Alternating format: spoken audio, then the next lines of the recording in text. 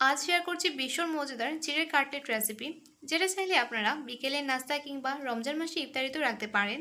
এটা তৈরি করা কিন্তু একদমই সহজ আর খেতে কিন্তু ভীষণই ভালো লাগে। তাহলে চলুন আজকের এই চিড়ের কাটলেট রেসিপিটা আপনাদের সাথে শেয়ার করি। প্রথমে একটা বোলের মধ্যে নিয়ে নিলাম 1 কাপ পরিমাণ চিড়ে। এখন চিড়ের মধ্যে পানি দিয়ে হাত দিয়ে চিড়েগুলোকে ভালো করে কচলে ধুয়ে নেব। চিড়েগুলোকে ভালো করে ধুয়ে পানি ছাড়িয়ে নিয়েছি।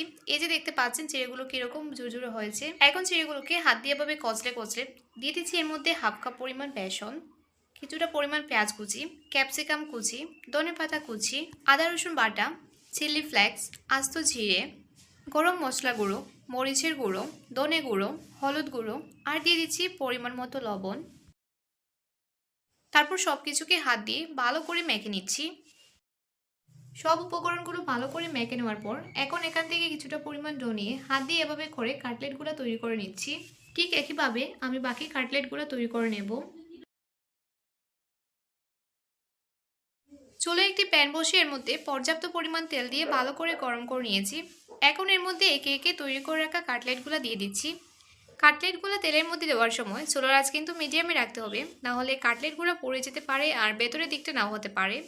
কিছুক্ষণ পর কাটলেটগুলোকে নেড়ে ছেড়ে দিচ্ছি যাতে একটার গায়ে আরেকটা না লেগে যায়। যখন কাটলেটগুলা লাল লাল করে ভাজা হয়ে গিয়েছে, এ পর্যায়ে আমি এগুলোকে প্যান থেকে তেল ছাড়িয়ে উঠিয়ে নিচ্ছি। তৈরি হয়ে গেল আজকের ভীষণ মজাদার চিড়ের কাটলেট রেসিপি। এই রেসিপিটা আপনাদের সবার কাছে কেমন লাগলো অবশ্যই আমাকে কমেন্টস করে জানাবেন।